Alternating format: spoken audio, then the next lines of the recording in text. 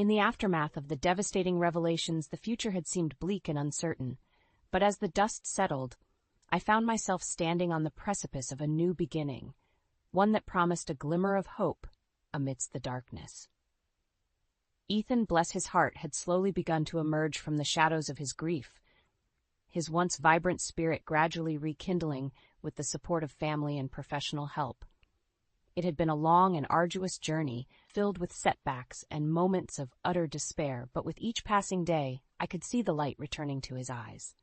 Our bond, forged through the crucible of betrayal, had grown stronger than ever. We had become each other's pillars of strength, leaning on one another as we navigated the treacherous waters of rebuilding our lives without Rick. As for Rick, he had been forced to face the consequences of his actions. The scandal had cost him his job, his reputation, and the respect of his peers. Jenna, the catalyst of our family's undoing, had fled town, her whereabouts a mystery that few seemed willing to uncover. I had filed for divorce, a decision that had been both liberating and heartbreaking. The end of my marriage was a bittersweet pill to swallow, but it was a necessary step towards reclaiming my own sense of self and providing a stable, healthy environment for Ethan. With my newfound freedom came an unexpected opportunity, the chance to open my own small business. Drawing on my experience as a part-time bookkeeper, I had started a financial consulting firm, catering to the needs of local entrepreneurs and small business owners. It was a leap of faith, to be sure, but one that had given me a renewed sense of purpose and independence. No longer was I defined by my role as Rick's wife or Ethan's mother. I was Clara, a resilient woman carving out her own path in the world. As I stood in the doorway of our new office, taking in the hustle and bustle of the bustling downtown district, I couldn't help but feel a swell of pride. This was my domain, a space where I could thrive and provide for my son without the burden of Rick's betrayal weighing me down. Ethan, too, had found his own sense of purpose in the aftermath of the turmoil. He had thrown himself into his studies, his once wavering confidence bolstered by the unwavering support of his therapist and the newfound stability of our household. "Mom, I'm home!" Ethan's voice rang out, the sound of it filling my heart with joy. I turned to greet him, a warm smile spreading across my face. "Welcome home, sweetheart. How was your day?" Ethan's expression brightened, and I couldn't help but marvel at the transformation I had witnessed over the past few months. "It was great, Mom. I aced my midterm, and my therapist says I'm making great progress." I pulled him into a tight hug, my eyes glistening with tears of pride and relief. "I'm so proud of you, Ethan. You've come so far, and I know your father would be too, if he could see you now." Ethan nodded, his own eyes shining with a newfound strength. "I know, Mom, and, I think I'm finally ready to move on, to start fresh and build a life for myself without the weight of the past holding me back." I squeezed his hand, my heart swelling with a sense of hope and possibility. "That's wonderful, Ethan. I'm here for you, every step of the way. Together, we're going to create a future that's brighter than anything we could have imagined." As we stood there, the weight of the past finally lifting, I knew that the storm had passed.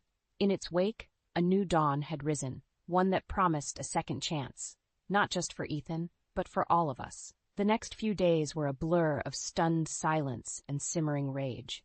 I went through the motions of my daily routine, a cold mask of indifference hiding the tempest raging within. Everett's desperate pleas for forgiveness fell on deaf ears, and Marla's feeble attempts to make amends were met with a stony glare.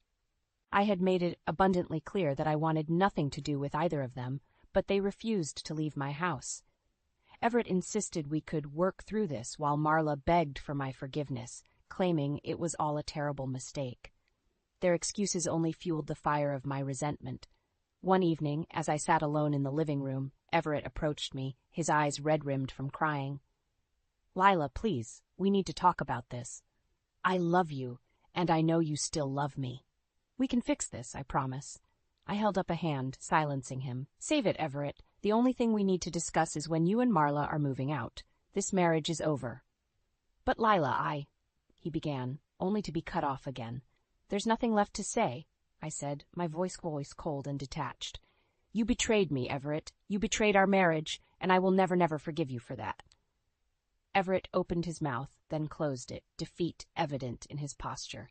He trudged back to the bedroom, shoulders slumped, and I felt a small, twisted sense of satisfaction at his anguish. The following week, as I prepared for work, Marla approached me in the kitchen, her eyes red and swollen from crying.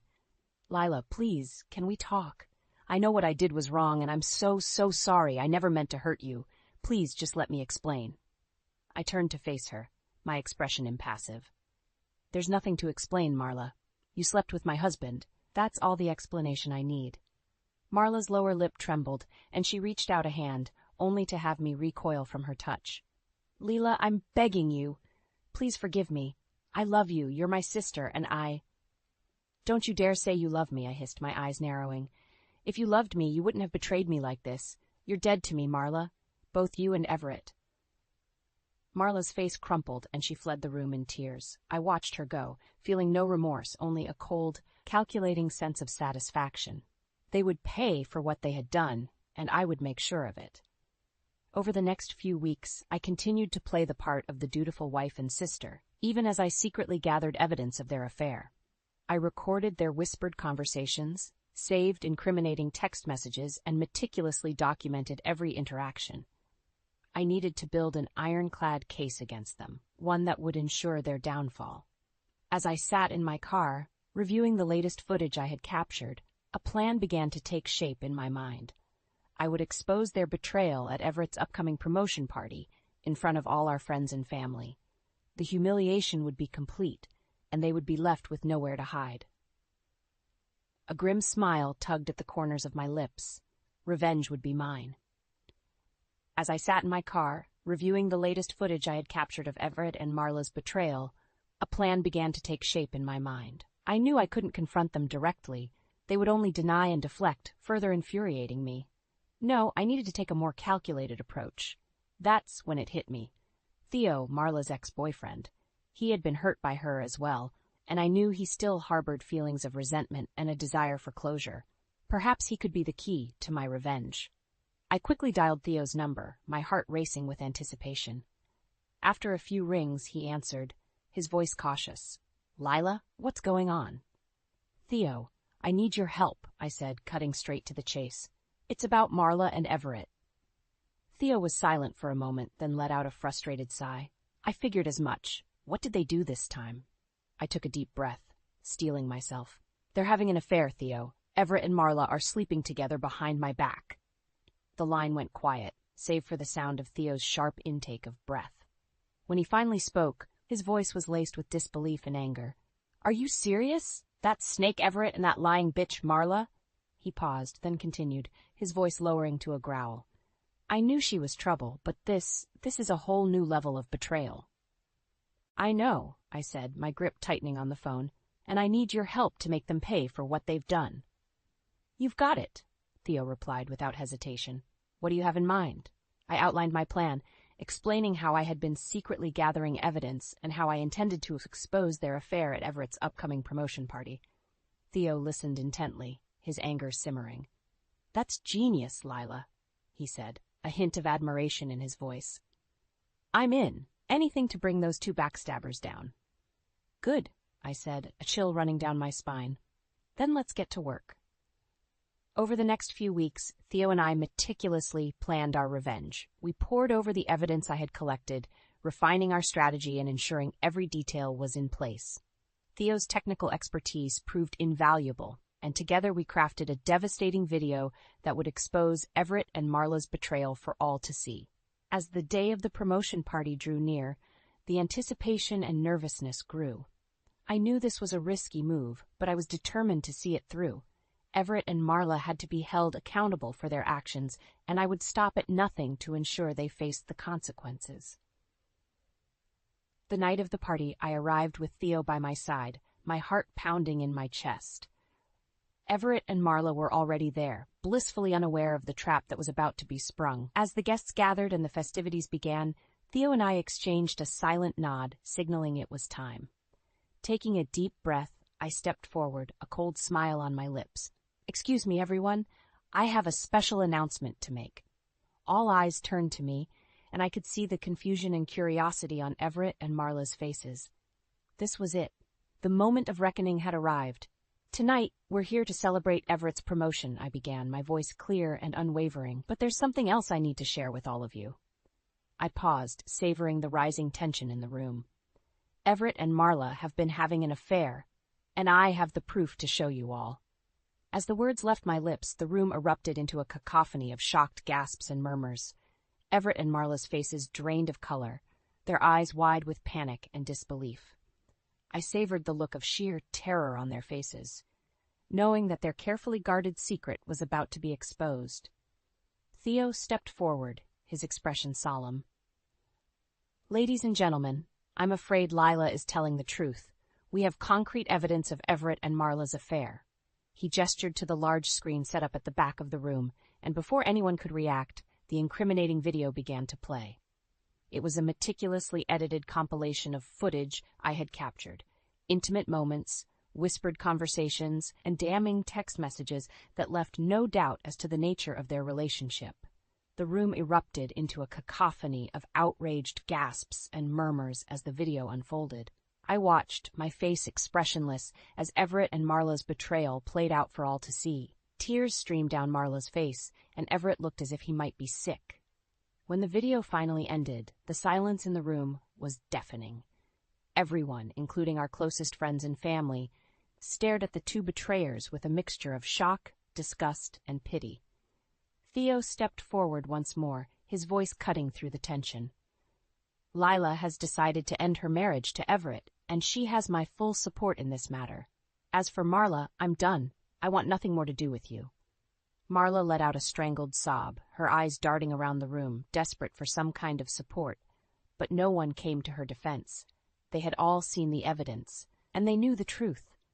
Everett finally found his voice, his face contorted with anguish. "Lila, please, this isn't what it looks like. I swear I love you, and—" "Save it, Everett," I cut him off, my voice devoid of emotion. "Your words mean nothing to me now. You've betrayed me, and our marriage is over." I turned to face the stunned crowd, my gaze sweeping over their shocked faces. "I wanted you all to be here today to witness the truth.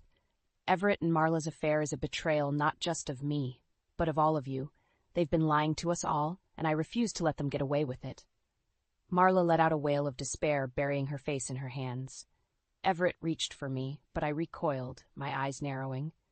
"Don't touch me," I hissed, my voice dripping with venom. "You and Marla are no longer welcome in my life. Get out, both of you." The room erupted into a flurry of activity as the guests began to confront Everett and Marla, their voices laced with outrage and disappointment. Marla, her makeup streaked with tears, fled the room, while Everett desperately tried to appease the crowd, only to be met with scorn and rejection. I stood back, watching the unfolding chaos with a sense of grim satisfaction. My plan had worked, and Everett and Marla were finally facing the consequences of their actions. The betrayal that had shattered my world was now shattering theirs, and I found a twisted sense of justice in their suffering. As the party descended into pandemonium, I knew that this was just the beginning. The true reckoning was yet to come. In the aftermath of the disastrous promotion party, the house felt eerily silent. Everett and Marla had disappeared, fleeing the scene amidst the outrage and condemnation of our friends and family. I couldn't help but feel a sense of grim satisfaction at their humiliation and downfall. As I sat alone in the living room sipping a glass of wine, I couldn't help but reflect on the path that had led me here. My once happy marriage to Everett had crumbled, and the trust I had placed in my own sister had been shattered beyond repair. The journey from love to betrayal had been a painful one, and I knew that the road ahead would be no easier. A knock at the door interrupted my thoughts, and I opened it to find Theo standing on the other side, his expression somber. "Leela," he said, his voice low and serious, "it's time to finalize the plan." I nodded, ushering him inside. "I'm ready. Let's make sure everything is in place." We spent the next few hours going over the details, ensuring that every aspect of our scheme was airtight. Theo's technical expertise proved invaluable, and together we fine-tuned the video footage that would be the centerpiece of our revenge. As the sun began to set, Theo turned to me, a hint of concern in his eyes. "Are you sure you're ready for this, Lila? There's no going back once we put this plan into motion." I met his gaze, my own eyes steely with determination. I've never been more ready, Theo. Everett and Marla have to pay for what they've done. I won't rest until they've been stripped of everything they hold dear. Theo nodded, a somber understanding passing between us. Then let's do this, for both of us. The day of the confrontation dawned, and I found myself standing in the middle of my living room, surrounded by a gathering of our closest friends and family.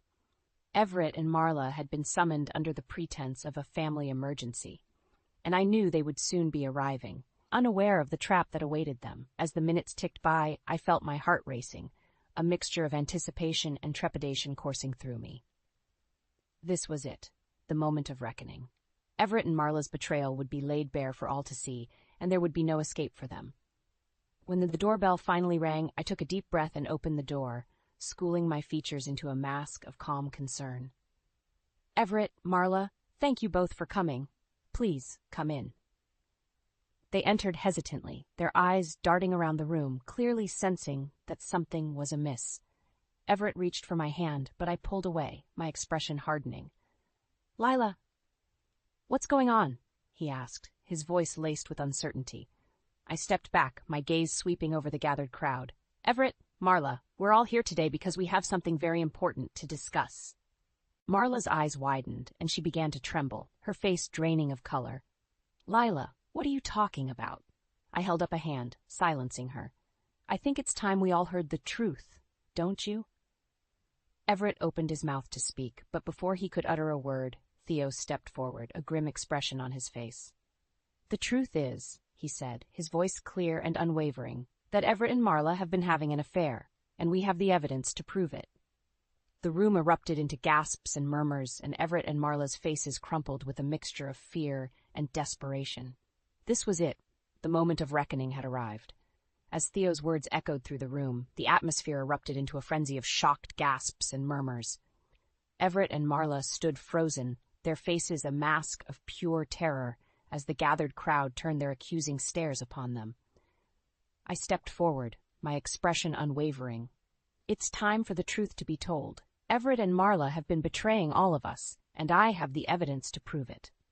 With a nod to Theo, he queued up the meticulously edited video, and the room fell into a hush as it began to play. The footage was damning, capturing the intimate moments and whispered conversations that had once been hidden from prying eyes. Everett's face contorted with anguish as the video unfolded, and Marla let out a strangled sob, her hands trembling as she tried in vain to cover her face. The crowd watched in stunned silence, their expressions shifting from disbelief to outrage as the betrayal was laid bare before them.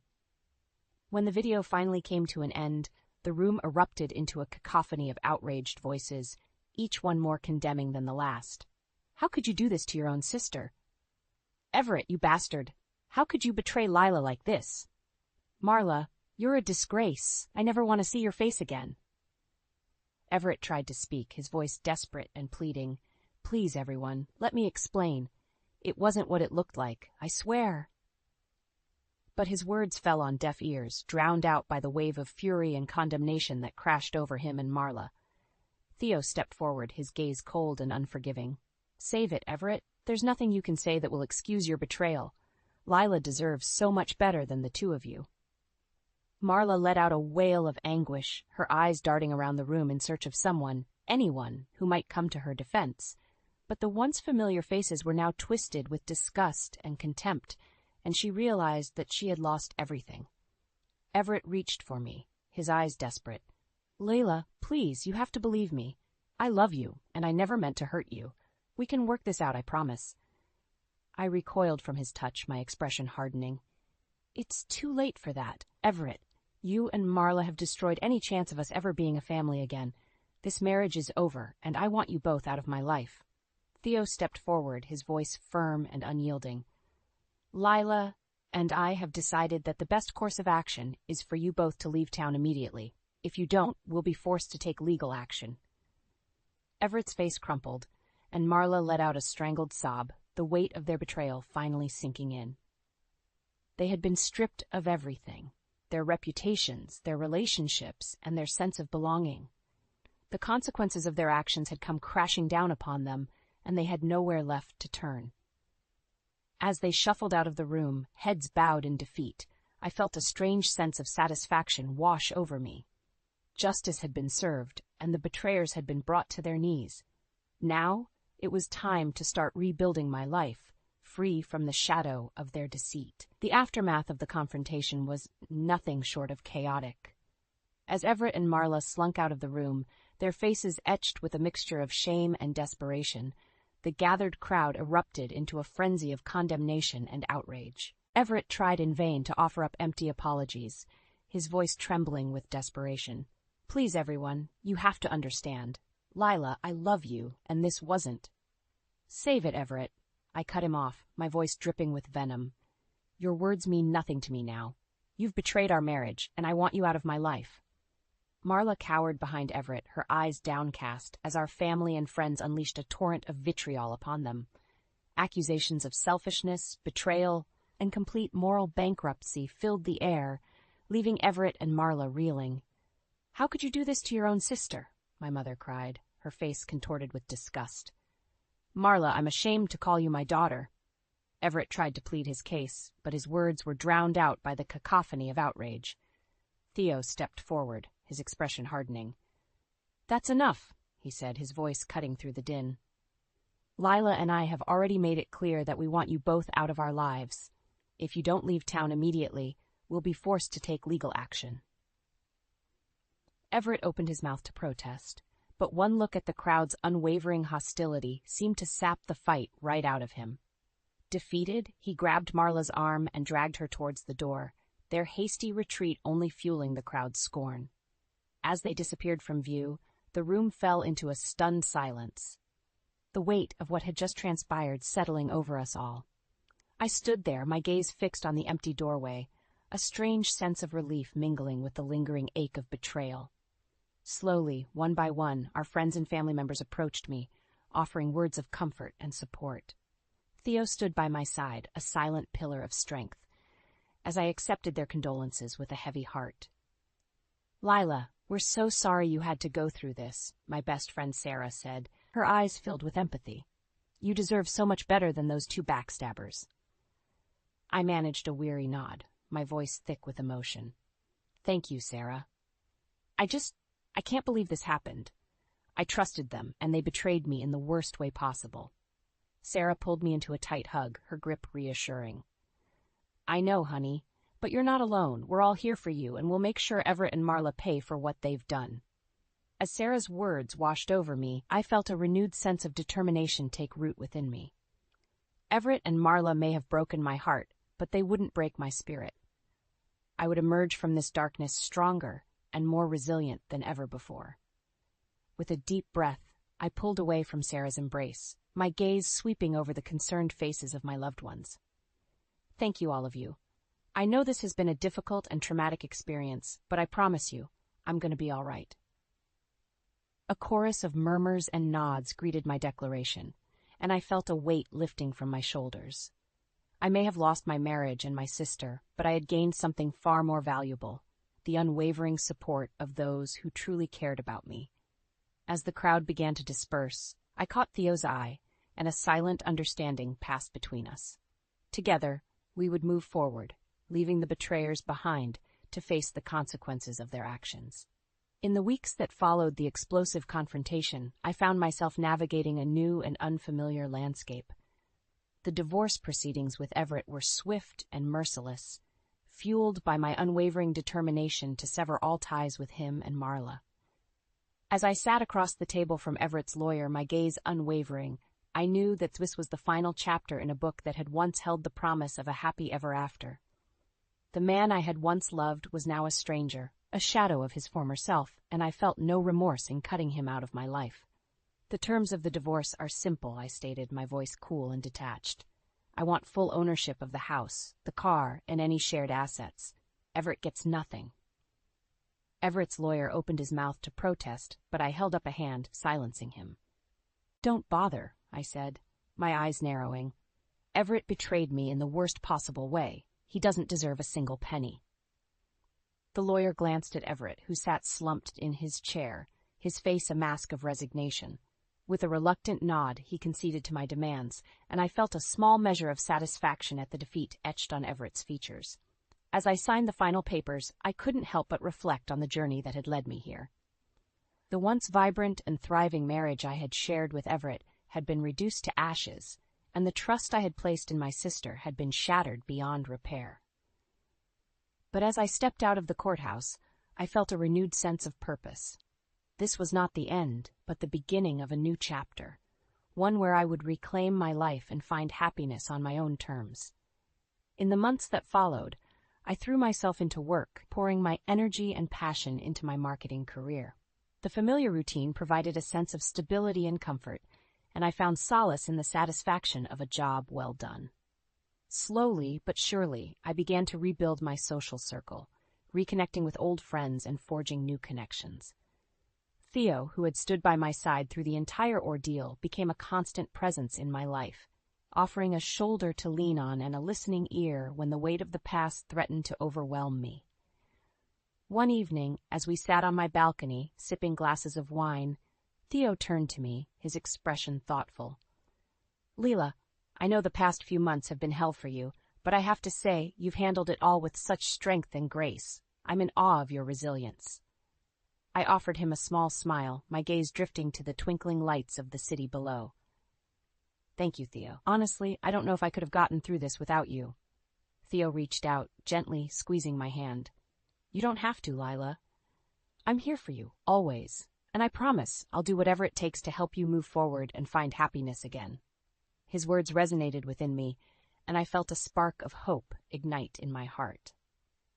After the betrayal and heartbreak I had endured, the idea of finding happiness once more had seemed like an elusive dream. But with Theo by my side, I knew that it was a possibility worth pursuing. As we sat there, watching the city come alive under the night sky, I felt a sense of peace wash over me. The memories of Everett and Marla's betrayal would always linger, but they no longer held the power to define me. I was ready to embrace a new beginning, to forge a path forward that was truly my own. With a deep breath, I turned to Theo, my eyes shining with a newfound determination. "Let's do it, Theo. Let's start living our best lives." He grinned, raising his glass in a toast. "To new beginnings, Lila. May they be everything you deserve." As our glasses clinked, I knew that the future held limitless possibilities, and I was ready to embrace them, one step at a time.